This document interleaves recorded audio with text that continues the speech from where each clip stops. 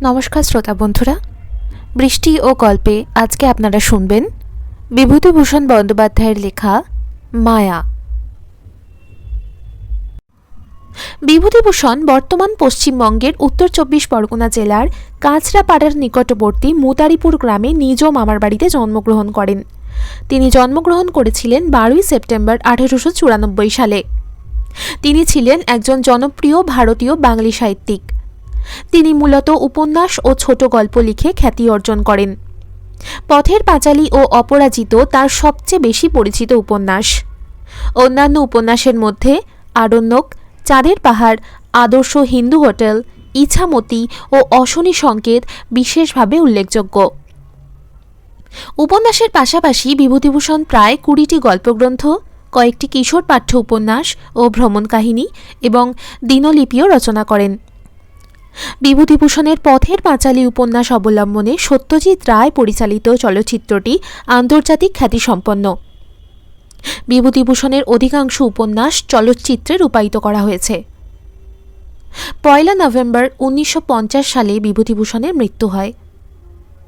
১৯৫১ সালে ইছামতি উপন্যাসের জন্য বিভূতিভূষণ পশ্চিমবঙ্গের সর্বোচ্চ সাহিত্য পুরস্কার রবীন্দ্র পুরস্কার লাভ করেন।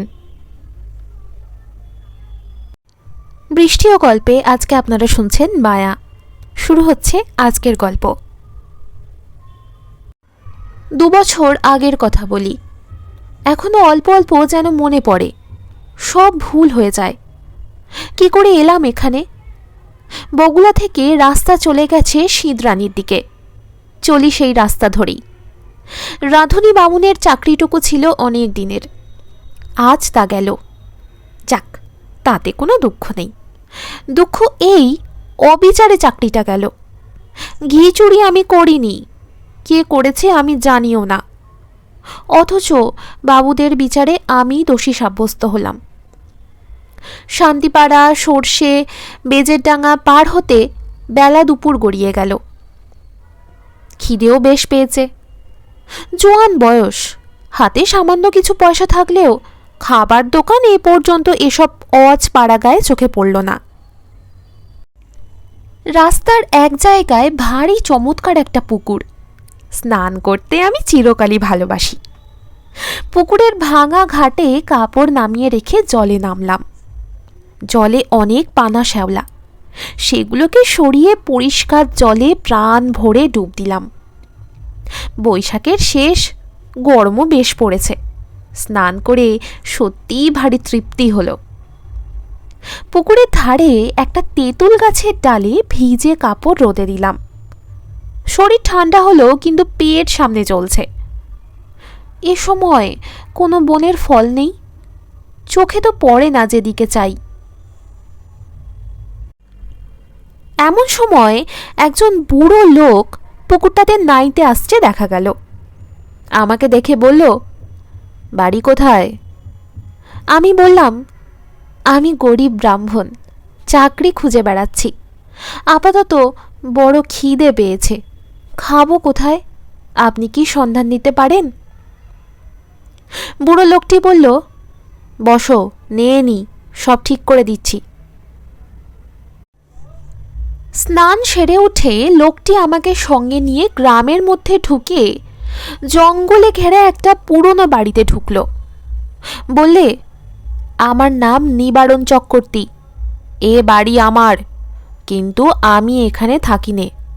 কলকাতায় আমার ছেলেরা ব্যবসা করে, শ্যামবাজারে ওদের বাসা। এত বড় বাড়ি পড়ে আছে, আর সেখানে মাত্র ৩ কামরা ঘরে আমরা থাকি। কি কষ্ট বলো দিকি। আমি মাসে মাসে একবার আসি, বাড়ি দেখাশোনা করি। ছেলেরা ম্যালেরিয়ার ভয়ে আসতে চায় না। মস্ত বাগান আছে বাড়ির পেছনে, তাতে সব রকম ফলের গাছ আছে, ১২ ভূতে খায়। তুমি এখানে থাকবে? বললাম, থাকতে পারি। কি কাজ করতে? রাঁধুনির কাজ। যে কদিন এখানে আছি সে কদিন এখানে রাঁধো, দুজনে খাই। খুব ভালো। আমি রাজি হয়ে যেতে লোকটা হঠাৎ যেন ভারী খুশি হলো। আমার খাওয়া দাবার ব্যবস্থা করে দিল তখনই। খাওয়া দাওয়ার পরে আমাকে একটা পুরনো মাদুর আর একটা মোটা তাকিয়া বালিশ দিয়ে বলল, বিশ্রাম করো। পথ হেঁটে বড় ক্লান্ত হয়ে পড়েছিলাম। ঘুমিয়ে যখন উঠলাম বেলা তখন নেই। রাঙা রোদ বড় বড় গাছপালার উঁচু ডালে। এরই মধ্যে বাড়ির পিছনের জঙ্গলে শেয়ালের ডাক শুরু হলো। আমি বাড়ির বাইরে গিয়ে এদিক ওদিক খানিকটা ঘুরে বেড়ালাম। যেদিকে চাই সেদিকেই পুরনো আম কাঁঠালের বন আর জঙ্গল। কোনো লোকের বাড়ি নজরে পড়ল না। জঙ্গলের মধ্যে এক স্থানে কেবল একটা ভাঙা দেউল দেখতে পেলাম। তার মধ্যে উঁকি মেরে দেখি শুধু চামচিকির আড্ডা। ফিরে এসে দেখি বুড়ো নিবারণ চক্রবর্তী বসে তামাক খাচ্ছে। আমায় বললে, চা করতে জানো? একটু চা করো, চিড়ে ভাজো, তেল নুন মেখে কাঁচা লঙ্কা দিয়ে খাওয়া যাবে। সন্ধ্যার পর বললে, ভাত চড়িয়ে দাও, সরু আতপ চাল আছে, গাওয়া ঘি আছে, আলু ভাতে ভাত, ব্যাস। যে আগে তোমার জন্য ঝিঙের একটা তরকারি করে নিও। ঝিঙে আছে রান্নাঘরের পেছনে, আলো হাতে নিয়ে তুলে আনো এই বেলা। আর একটা কথা, রান্নাঘরে সর্বদা আলো জেলে রাখবে। তা তো রাখতেই হবে, অন্ধকারে কি রান্না করা যায়? হ্যাঁ, তাই বলছি। মস্ত বড় বাড়ি, উপরে নিচে বোধহয় 14-15খানা ঘর, এছাড়া টানা বারান্দা। 2-4খানা ছাড়া অন্য সব ঘরে তালা দেওয়া। রান্নাঘরের সামনে মস্ত বড় লম্বা রোয়াক। রোয়াকের ও মুড়োয় 4-5টা নারকোল গাছ আর একটা বাতাবি লেবুর গাছ।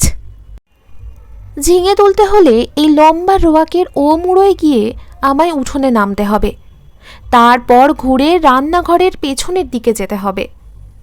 তখনও সম্পূর্ণ অন্ধকার হয়নি। আলোর দরকার নেই ভেবে আমি এমনি শুধু হাতেই ঝিঙে তুলতে গেলাম। বাবা, কি আগাছার জঙ্গল রান্নাঘরের পেছনে! বুনো ঝিঙে গাছ, যাকে এঁটো গাছ বলে, অর্থাৎ এমনি বীজ পড়ে যে গাছ হয় তাই। অনেক ঝিঙে ফলেছে দেখে আমি বেছে বেছে কচি ঝিঙে তুলতে লাগলাম। হঠাৎ আমার চোখ পড়ল একটা বউ মতোকে মেয়ে ছেলে আমার সামনাসামনি 10 দূরে ঝোপের মধ্যে নিচু হয়ে আধ ঘোমটা দিয়ে আমারই মতো ঝিঙে তুলছে। দুবার আমি চেয়ে চেয়ে দেখলাম, তারপর পেছন ফিরে 7-8টা কচি ঝিঙে তুলে নিয়ে চলে আসবার সময় আর একবার চেয়ে দেখলাম। দেখি বউটি তখনও ঝিঙে তুলছে। নিবারণ চক্রবর্তী বললেন, ঝিঙে পেলে? আগে হ্যাঁ, অনেক ঝিঙে হয়ে গেছে, আর একজনকে তুলছিল। নিবারণ বিস্ময়ের সুরে বললে, কোথায়? ওই রান্নাঘরে পেছনে, বেশি জঙ্গলের দিকে। পুরুষ মানুষ? না, একটা বউ। নিবারণ চক্রবর্তীর মুখ কেমন হয়ে গেল। বললে, কোথায় বউ? চলো দেখি দেখি। আমি ওকে সঙ্গে করে রান্নাঘরের পেছনে দেখতে গিয়ে দেখি কিছুই না। নিবারণ বললে, কই বউ? ওই তো ওখানে ছিল, ও ঝোপটার কাছে। হ্যাঁ, যত সব, চলো চলো, দিন দুপুরে বউ দেখলে অমনি। আমি একটু আশ্চর্য হলাম। যদি একজন পাড়াগার বউঝি দুটো জংলি ঝিঙে তুলতে এসেই থাকে, তবে তাতে এত খাপ্পা হওয়ার কি আছে ভেবে পাইনে। তাছাড়া আজ না হয় উনি এখানে আছেন, কাল যখন কলকাতায় চলে যাবেন তখন বুনো ঝিঙে কে চৌকি দেবে? রাত্রে খাওয়া দাওয়ার পর চক্রবর্তী বুড়ো আবার সেই ঝিঙে চুরির কথা তুললে। বললে, আলো নিয়ে যাওনি কেন ঝিঙে তুলতে? তোমায় আমি আলো হাতে নিয়ে যেতে বলেছিলাম, মনে আছে? কেন তা যাওনি? আমি বুঝলাম না কি তাতে দোষ হলো।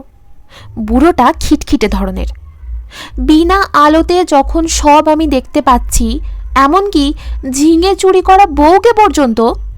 তখন আলো না নিয়ে গিয়ে দোষ করেছি কি? বুড়ো বললে, না না, সন্ধ্যার পর সর্বদা আলো কাছে রাখবে। কেন? তাই বলছি। তোমার বয়স কত? 37-38 হবে। অনেক কম বয়স আমাদের চেয়ে। আমার এই 63। যা বলি কান পেতে শোনো। আজ্ঞে, নিশ্চয়ই। রাত্রে শুয়ে আছি, ওপরের ঘরে কিসের যেন ঘট ঘট শব্দ শুনে ঘুম ভেঙে গেল। জিনিসপত্র টানাটানির শব্দ। কে বা কারা যেন বাক্স বিছানা এখান থেকে ওখানে সরাচ্ছে, ভারী জিনিস সরাচ্ছে।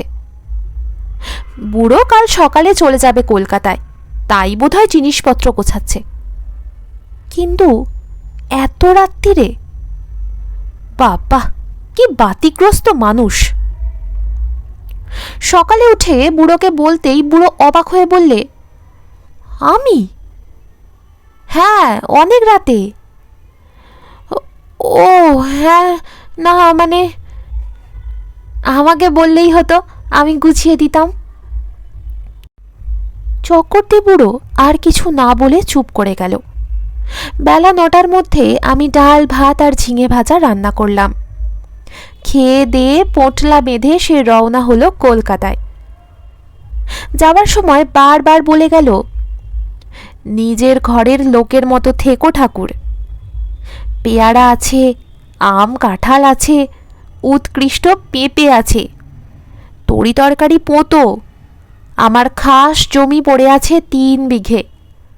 ভদ্রাসন হলো 1.5 বিঘের ওপর। লোক অভাবে জঙ্গল হয়ে পড়ে আছে।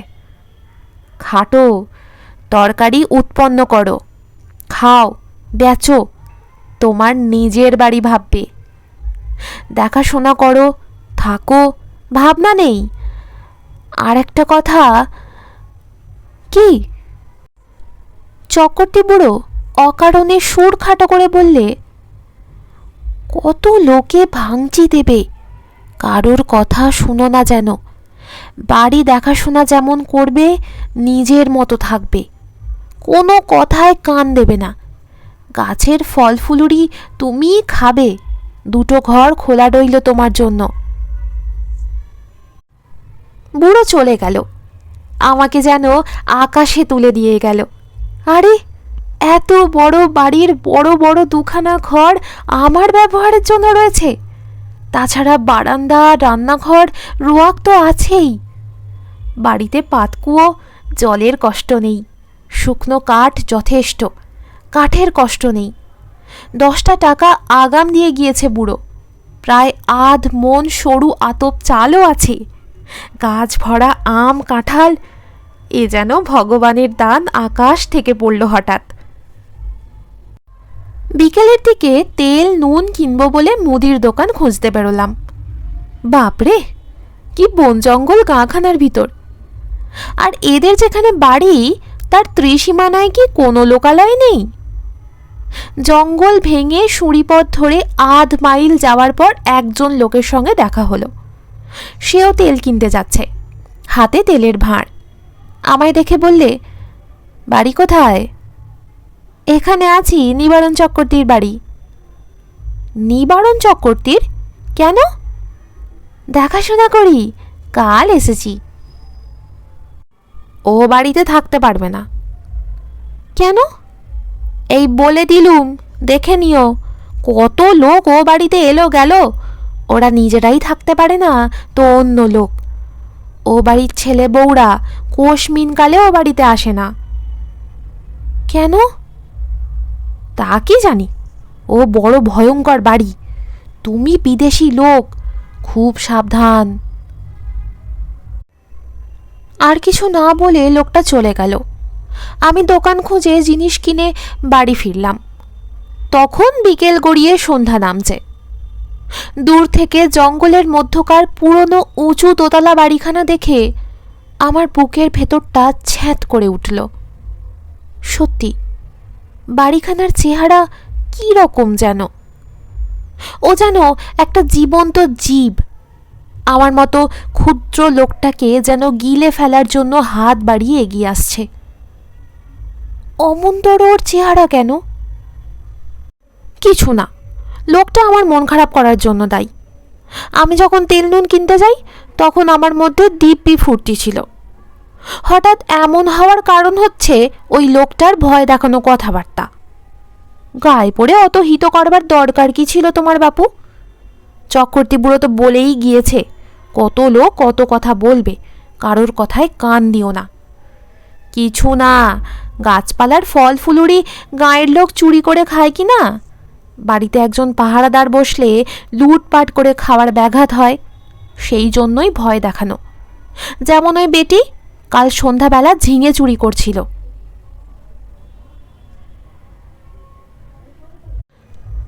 অনেক দিন এমন আরামে থাকিনি। বিনা খাটুনিতে পয়সা রোজগারের এমন সুযোগ জীবনে কখনো ঘটেনি। নিজের জন্য শুধু দুটো রান্না, মিটে গেল কাজ।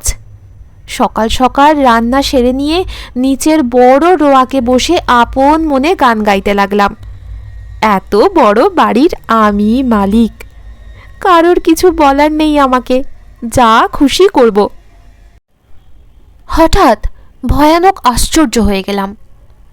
দোতলার নালির মুখ দিয়ে পড়তে লাগলো জল, যেমন ওপরের বারান্দাতে কেউ হাত পা ধুলে জল পড়ে, বেশ মোটা ধারে জল পড়তে লাগলো।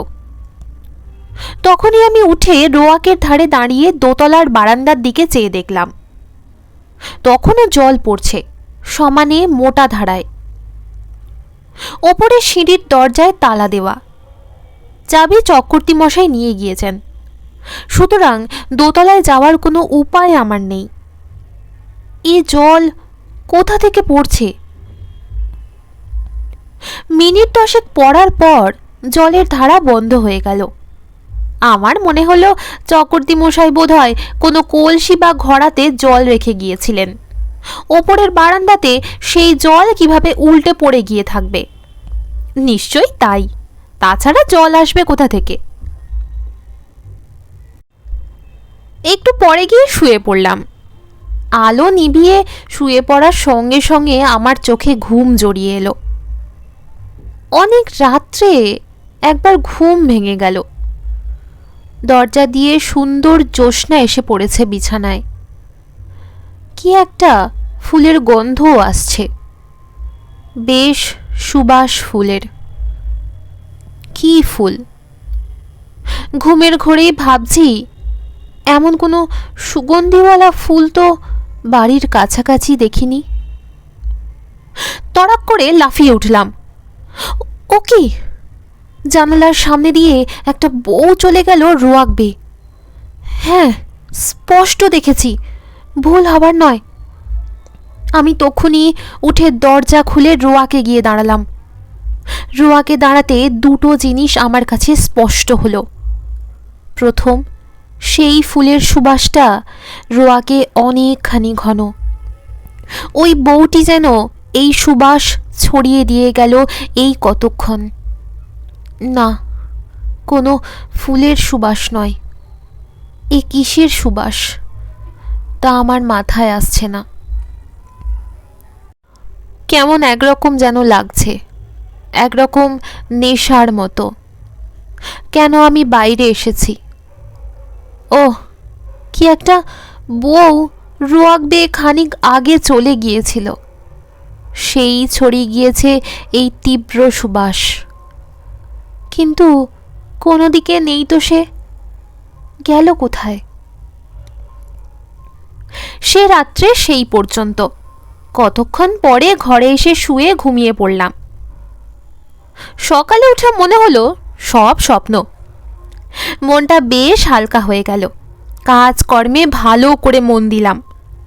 বন জঙ্গল কেটে কিভাবে তরি তরকারির আবাদ করব সেই আলোচনা করতে লাগলাম মনের মধ্যে। একটা অসুবিধে এখানে থাকবার, বড্ড নির্জনে থাকতে হয়। কাছাকাছি যদি একঘর লোকও থাকতো তবে কষ্ট হতো না। কথা বলবার একটা লোক নেই, এই হলো মহা কষ্ট। সেদিন দুপুরে এক ঘটনা ঘটল। আমি ভাত নামিয়ে হাঁড়ি রাখতে যাচ্ছি, এমন সময় দোতলার বারান্দাতে অনেক লোক যেন একসঙ্গে হেসে উঠল। সে কি ভীষণ অট্টহাসি! আমার গা যেন দোল দিয়ে উঠল সে হাসি শুনে। খিলখিল করে হাসি নয়, খলখল করে হাসি। আকাশ বাতাস থমথমিয়ে উঠল সে হাসির শব্দে। ভাত ফেলে রেখে দৌড়ে গেলাম। রোয়াকে গিয়ে উপরের দিকে দেখি, কিছুই না। নিচের জানালা যেমন বন্ধ, উপরের ঘরের সারবন্ধী জানালা তেমনি বন্ধ। হাসির লহর তখন থেমে নিশ্চুপ হয়ে গিয়েছে। ব্যাপার কি? কোনো বদমাইশ লোকের দল উপরে আড্ডা বেঁধেছে? উপরে শাড়ির মুখে গিয়ে দেখি দরজায় তেমনি কুলুপ ঝুলছে। আমার ভয় হয়নি, কেননা দিনমান, চারিদিকে সূর্যের আলো। এ সময়ে মনের মধ্যে কোনো ভূতের সংস্কার থাকে না। এই হাসি যদি আমি রাত্রে শুনতাম তবে বোধহয় ভয়ে অজ্ঞান হয়ে যেতাম, চাবি দিয়ে দাঁত খুলতে হতো। রান্নাঘরে ফিরে এসে ভাতের ফ্যান গেলে ঝিঙের তরকারি চাপিয়ে দিই। প্রচুর ঝিঙে জঙ্গলে ফলেছে, যত ইচ্ছা তত তুলে নিয়ে খাও। আমারই বাড়ি, আমারই ঝিঙে লতা।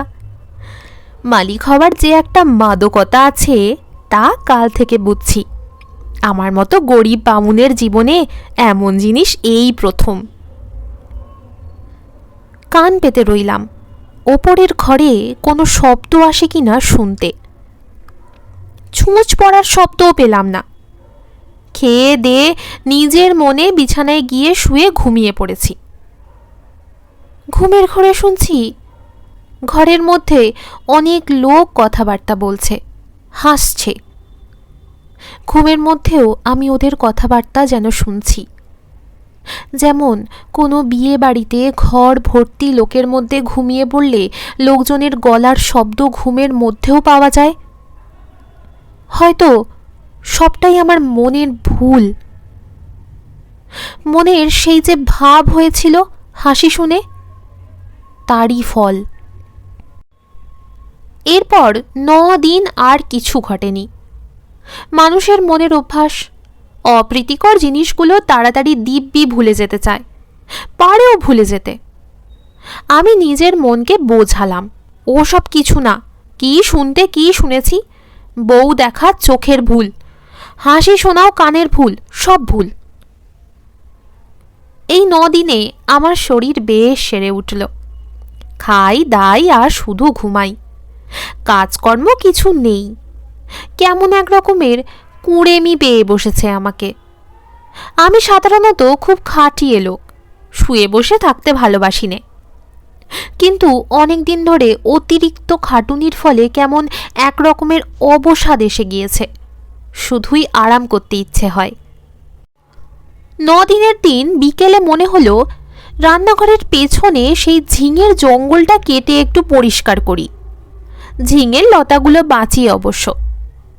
ওখানে ঝালের চারা পুঁতব। আর একটা চাল কুমড়োর এঁটো চারা হয়েছে সেই জঙ্গলের মধ্যে, সেটা বাঁশের কঞ্চি দিয়ে রান্নাঘরের ছাদে উঠিয়ে দেব। এ বাড়িতে কাজ করে সুখ আছে, কারণ দা, কোদাল, কাস্তে, নিরেন, শাবল, কুড়োল সব মজুত আছে। ঘরের কোণে একটা হাত করা তো আছে। অল্পক্ষণ মাত্র কাজ করেছি, আধ ঘন্টাও হবে না। হঠাৎ দেখি সেই বউটি ঝিঙে তুলতে এসেছে। নিচু হয়ে ঝোপের মধ্যে ঝিঙে তুলছে। সঙ্গে সঙ্গে দোতলার ঘরগুলোর মধ্যে এক মহা কলরব উপস্থিত হলো। অনেকগুলো লোক, আন্দাজ জন 50 একসঙ্গে যেন হই হই করে উঠল। সব দরজা জানলা যেন একটা ঝড়ের ঝাপটা লেগে একসঙ্গে খুলে গেল।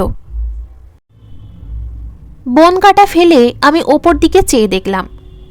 সামনের রোয়াকে এসে দাঁড়ালাম। কই, একটা দরজা জানলার কপাটও খোলেনি দোতলার, যেমন তেমনই আছে। ব্যাপার কি, বাড়িটার মির্গি রোগ আছে নাকি? মাঝে মাঝে এমন বিকট চিৎকার ওঠে কেন? এবার তো ভুল হবার কোনো কথা নয়। সম্পূর্ণ সুস্থ মনে কাজ করতে করতে এ চিৎকার আমি শুনেছি এই মাত্র। এখন আবার চারদিক নিঃশব্দ, কোনো দিকে কোনো শব্দ নেই। সেই বউটি আবার ঝিঙে তুলতে এসেছে এই গোলমালের মধ্যে। দৌড়ে গেলাম রান্নাঘরের পেছনে, সেখানেও কেউ নেই। সেদিন রাত্রে এক ঘটনা ঘটল, ভারী মজার ঘটনা বটে। খেয়ে দিয়ে সবে শুয়েছি, সামান্য তন্দ্রা এসেছে। এমন সময় কিসের শব্দে তন্দ্রা ছুটে গেল। চেয়ে দেখি আমার বিছানার চারপাশে অনেক লোক জড়ো হয়েছে। তাদের সবারই মাথায় লাল পাগড়ি, হাতে ছোট ছোট লাঠি। আশ্চর্যের বিষয়, সকলেরই মুখ দেখতে এক রকম। একই লোক যেন 50টি হয়েছে, এই রকম মনে হয় প্রথমটা। বহু আরশিতে যেন এই মুখই দেখছি। কে যেন বলে উঠল, আমাদের মধ্যে আজ কে যেন এসেছে। একজন তার উত্তর দিলে, এখানে একজন পৃথিবীর লোকের বাড়ি আছে অনেক দিন থেকে। আমি দেখিনি বাড়িটা, তবে শুনেছি। যারা দেখতে জানে তারা বলে সেই বাড়ির মধ্যে একটা লোক রয়েছে। সব মিথ্যে। কোথায় বাড়ি? আমরা কেউ দেখিনি। তবে এসো আমরা নাচ আরম্ভ করি। বাপরে বাপ, কথায় বলে ভূতের নৃত্য। শুনে এসেছিলাম এতদিন, এইবার স্বচক্ষে দেখলাম। সে কি কাণ্ড! এতগুলো লোক একসঙ্গে লাঠি বাজিয়ে এক তাণ্ডব নৃত্য শুরু করে দিলে। আমার দেহের মধ্যে দিয়ে কতবার যে এলো গেল, তার সঙ্গে বিকট চিৎকার আর হল্লা। আমার বিছানার বা আমার দেহের কোনো অংশ তারা স্পর্শও করল না। আমি যে সেখানে আছি তাও যেন তারা জানে না। ওদের হুঙ্কার আর ভৈরব নৃত্যে আমি জ্ঞান শূন্য হয়ে গেলাম। যখন জ্ঞান হলো তখন শেষ রাত্রে জ্যোৎস্না খোলা জানালা দিয়ে এসে বিছানায় পড়েছে। সেই ফুলের অতি মৃদু সুবাস ঘরের ঠান্ডা বাতাসে। আমি আধ অচেতনভাবে জানালার বাইরে জ্যোৎস্না মাখা গাছপালার দিকে চেয়ে রইলাম। কতক্ষণ পরে জানি না ভোর হয়ে গেল। বিছানা ছেড়ে উঠে দেখি ঘুমের কোনো ব্যাঘাত হয়নি। সুনিদ্রা হলে শরীর যেমন ঝরঝরে আর সুস্থ হয় তেমনি বোধ করছি। তবে সে ভূতের নৃত্য কে দেখেছিল? সে নাচ কি তবে ভুল? খেয়ে দিয়ে পরম আরামে শুয়ে ঘুমিয়ে পড়ে স্বপ্ন দেখছি? তাই যদি হয় তবে এই শেষ রাত্রের ঠান্ডা বাতাসে যে ফুলের সুবাস পেয়েছি তা কোথা থেকে এলো? সেই বউটি যখন চলাফেরা করে তখনই অমন সুবাস বাতাসে ছড়ায়। সুবাসটা ভুল হতে পারে না। এখনো সে গন্ধ আমার নাকে লেগে রয়েছে। কোনো অজানা বনফুলের সুবাস হয়তো। তাই হবে। তেল কিনতে গিয়েছি দোকানে। দোকানি বলল, কিরকম আছো? বলি, কিছু দেখছো নাকি? না। শুনছ কিছু? না। তুমি দেখছি সাধু লোক, টুকটাক জানো নাকি ভূতের মন্তর? তেল দাও, চলে যাই, ওসব বাজে কথা। আচ্ছা, ওই মেয়েটাকে ওখানে কোনো দিন দেখনি? বউ মতো, কোনো গন্ধ পাওনি? কিসের গন্ধ? কোনো ফুলের গন্ধ? না। খুব বেঁচে গিয়েছো তুমি। তোমার আগে যারা ওখানে থাকতো তারা সবাই একটা বউ দেখতে পেত ওখানে প্রায়ই। এমন হতো শেষে ও বাড়ি ছেড়ে তারা নড়তে চাইতো না। তারপর রোগা হয়ে দিন দিন শুকিয়ে শেষ পর্যন্ত মারা যেত। দুটো লোকের এই রকম হয়েছে এ পর্যন্ত। বাড়িতে ভূতের আড্ডা। ভূতে লোককে পাগল করে দেয়। তাদের কাণ্ডজ্ঞান থাকে না। এমন ভালো লাগে এ বাড়ি, না খেয়ে না দে ওখানে পড়ে থাকে, ছেড়ে যেতে চায় না। তুমি দেখছি ভূতের মন্তর জানো। আমরা তো ও বাড়ির ত্রিসীমানায় যাইনি। মাথা খারাপ করে দেয় সাধারণ মানুষের। তেল নিয়ে চলে এলাম। ভাবতে ভাবতে এলাম, মাথা খারাপ হবার সূত্রপাত আমারও হলো নাকি? বাড়ির সীমানায় পা না দিতেই আমার মনে হলো, না, সব ভুল। পরম সুখে আছি। হে ছেড়ে কোথায় যাব? বেশ আছি, খাসা আছি, তোফা খাসা আছি। সেই থেকে আজ 2 বছর পড়ে আছি এ বাড়িতে। চক্রবর্তী মশাই মাইনে টাইনে কিছুই দেয় না, তাতে আমার কিছু আসে যায় না। বাড়ি দেখাশোনা করি, বেগুন কলা বেচি, দিন রাত ওদের নৃত্য দেখি, ওদের মধ্যেই বাস করি। এক পা যাইনে বাড়ি ছেড়ে। গল্প পাঠ শেষ হলো। গল্প পাঠ আপনাদের কেমন লাগলো কমেন্ট করে জানাতে ভুলবেন না। ভালো লাগলে অবশ্যই আমার চ্যানেলটি সাবস্ক্রাইব করবেন এবং গল্পটি বন্ধুদের সাথে ও পরিবারের সাথে শেয়ার করবেন। ভালো থাকুন, সুস্থ থাকুন, বেশি বেশি করে বই পড়ুন। শেষ অবধি আমার সাথে থাকার জন্য অনেক ধন্যবাদ।